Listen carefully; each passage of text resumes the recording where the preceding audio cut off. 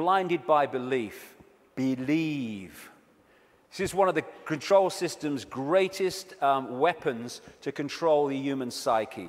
Get them to believe something. They don't care if it's this religion or this political belief or whatever it is. As long as you believe something powerfully, then they got you. Because belief builds walls around itself, repels all borders that challenge that belief, and suddenly you're living your life on a postage stamp or a dot. And your true ability to perceive in an expanded way is gone. You've given it up to the belief. This is how it must be. And once you have a belief, like a religious belief, then there are rules and regulations. Walls go around the belief. If you're going to be one of us, you must believe this. You can't believe that because they believe that, so you'll be one of them if you believe that, and all the rest of it. Here we go. We're all possibility. What are we doing having rigid beliefs when we're all possibility? Religion is mind. And there are many expressions of religion, not just going to church. There are many religions of the mind of various kinds that don't appear to be, but they are addictions of the mind.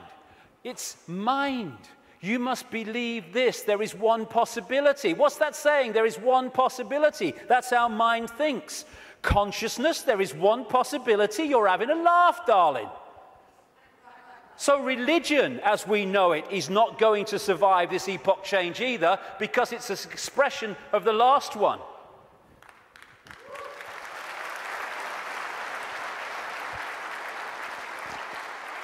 These are people in a hypnotist stage show who've been told that they are religious believers.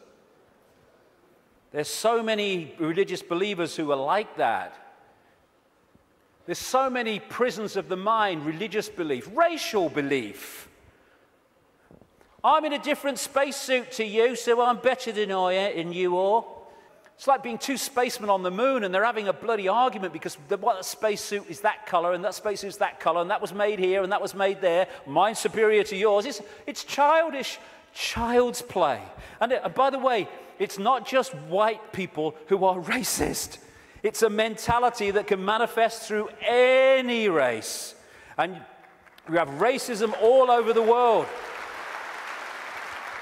It's not a racial belief, racism. It is a mental mind state. And anyone that thinks they're superior to anyone else because of their body computer state or color or whatever is controlled completely by mind and ignorance, political belief, self-identity belief. I am Joe Public, I'm little me. All these things will go and have to go if we're going to open up to the truth vibrations, because they are all about limitation, all about little me. And as researchers have shown, when we have rigid beliefs, the brain fires off the neurons in a specific network. And what that does is filter reality, decode reality, in line with the way those neurons are firing. Therefore, it continually edits its reality and creates self-fulfilling prophecies, if you like, that it keeps seeing the world according to its belief. Despite receiving information that challenges the belief, it just filters that information in line to protect its belief. And then when you change your belief system, as has been shown in research, the neurons start firing in a different way, and you start seeing the world in a different way. If we can get to a point where we open our minds without belief, we come from a state of knowing, all-knowing consciousness rather than belief from mind, then we open up the range of perception and understanding and awareness well beyond anything you can access if your brain is firing off in this symbolic way, limited by rigid belief, whatever belief that may be. When we open our mind to consciousness, everything changes. And to do that, I would suggest we need a blank sheet of paper. You know, it's not about learning anything new. We're all knowing if we can access that level of ourselves. It's unlearning the programming that has kept us from that level of awareness that we truly are. And therefore, because we're dealing with all possibility at the core of our being, that's what we are, we need a blank sheet of paper. All preconceived idea needs to go. All preconceived belief needs to go. And let information, intuitive knowing, decide what we think about things and feel about things rather than preconceived idea. It's not possible becomes, well, let's see if it's possible on the basis of the evidence, the basis of the information, the basis of how I feel. And then suddenly we're not saying, no, that's possible, I'm going to shut that out by reflex action. We're going to look at it. And when you do look at it, as I know from experience, what seems to be crazy to start with starts to take on very profound dimensions, because we're all possibility.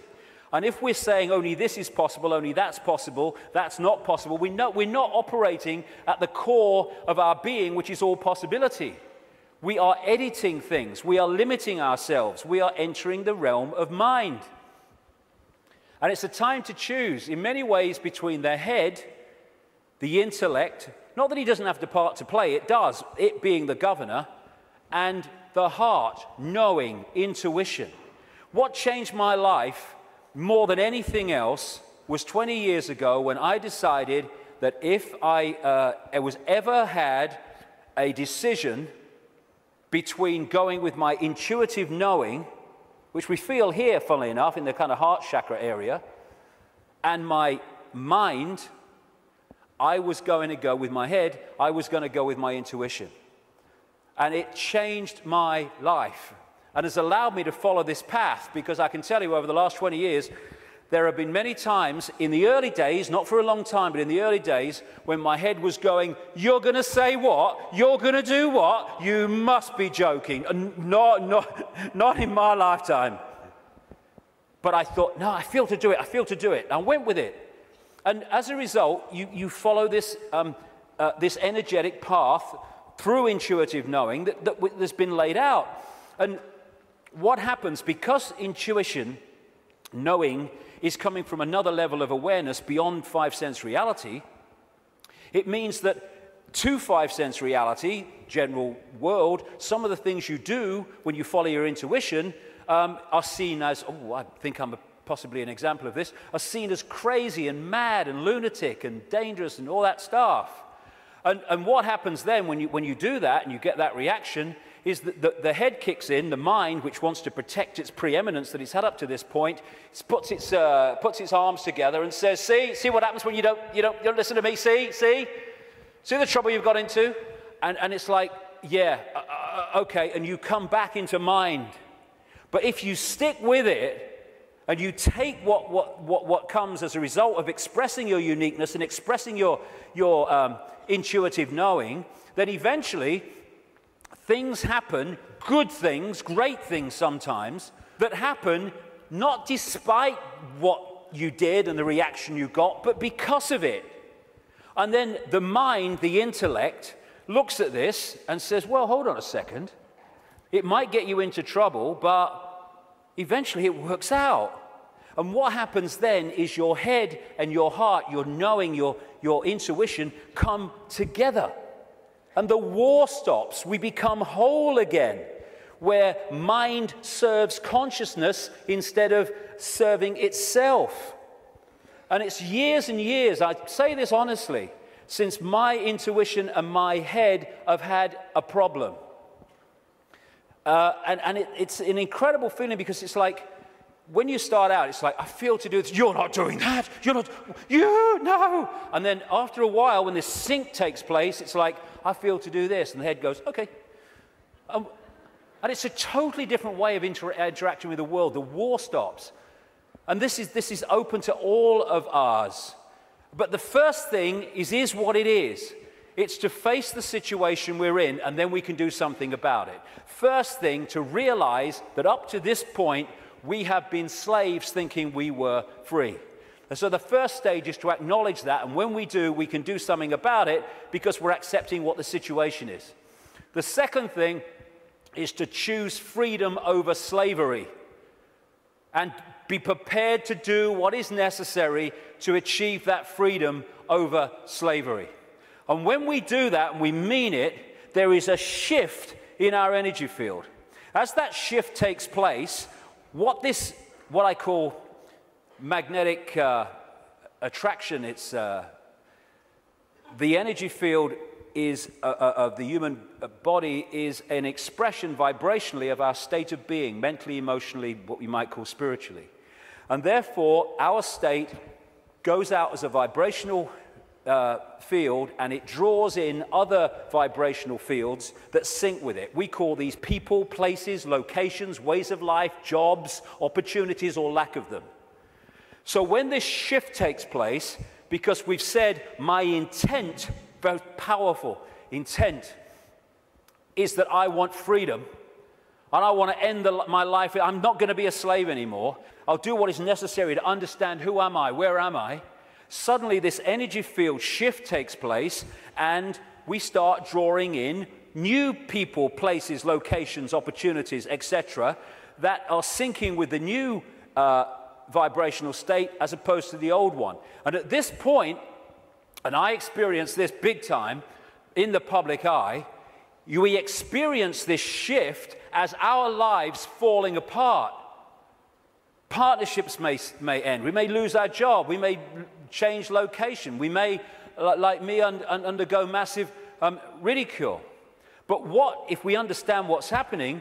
The old energy field, the old you, the old intent, the old awareness was pulling in the old life. And then when it shifts, it's pulling in a very different expression of the new vibrational self. And that transitional period, when the shift takes place, the old life falls apart. But if you want to change your life, then the old life has to fall apart unless it serves the new one. So when we choose freedom, the transformation can be challenging. It's easier now because more and more people are going through it and we're beginning to understand the process. I felt like this so many times. I went to the top of a hill in the south of England, the west of England, one day because I didn't want to upset anybody. I went to the top of this hill in the middle of nowhere and I screamed my frustration out. I know what this image means, and so many other people do. But it was the old life breaking down so the new one can take over. It's time to know thyself. Not thyself that we've been told we are, but thyself which we really are. This self, everything from the beginning, my birth, my ancestors, my children, my wife, everything comes together simultaneously. I saw everything about me, about everyone who was around me. I saw everything they were thinking now, what they thought then, what was happening before, what was happening now. There is no time, there is no sequence of events, no such thing as limitation of distance, of period of time, of place. I could be anywhere I wanted to simultaneously. That's who we are. And that's what the control system has tried to keep from us.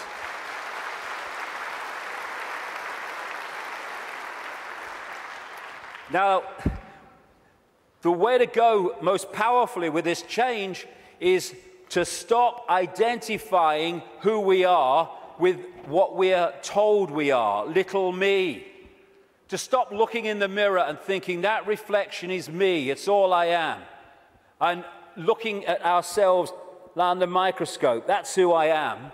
And bringing our point of observation from I am David Icke, a personality born in Leicester, England in 1952, to I am infinite consciousness, all that is, has been, and ever will be, can be, all possibility.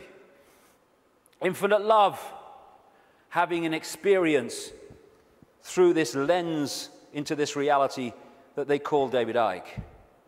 And again, once we take this observation, from that observation, there is a fantastic shift in our energy field. And we break up these densities that are holding us in mental and emotional servitude. Everything starts to change when we move our sense of self-identity. That's why the control system wants us in there. It can't cope with this. We have to be in there. Little me. And this is the fork in the road. Are we going to live our lives as consciousness or mind? As all there is or little me? Because that will decide the kind of world we're going to live in.